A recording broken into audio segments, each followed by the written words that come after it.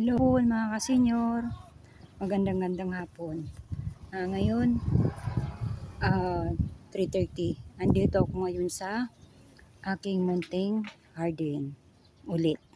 So magandang hapon sa ating lahat. Ngayon guys, alam nyo, dahil sa pag-garden, nakapagpatayo ako ngayon ng bahay. Ngayon kasalukuyang ginagawa yung bahay ko. Yan. Sa pag-garden at saka sa pag-Facebook, nakapagpagawa ako ng bahay. Ayan. Kaya mga kasenyor, tingnan ninyo, papakita ko sa inyo yung ginagawang bahay ko. Kaya mga kasenyor, ma-inspire kayo mag-tanim at mag-upload sa Facebook ng mga tinatanim ninyo. Ayan. So ngayon mga senyor, pakita ko sa inyo yung aking bahay na pinapagawa.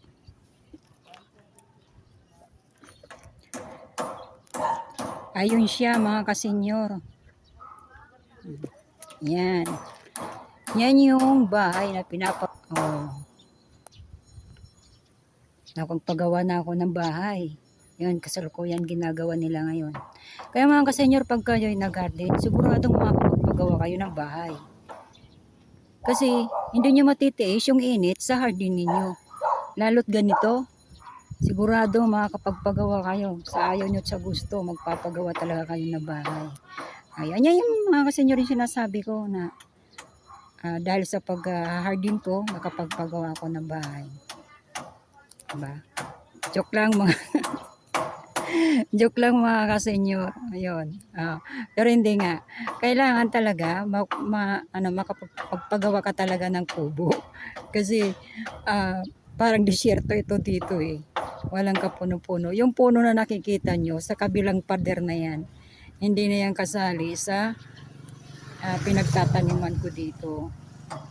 At yung pinapagawang kubo, sa tabi mismo yan ng pader. Yan. Kaya mga kasenyor,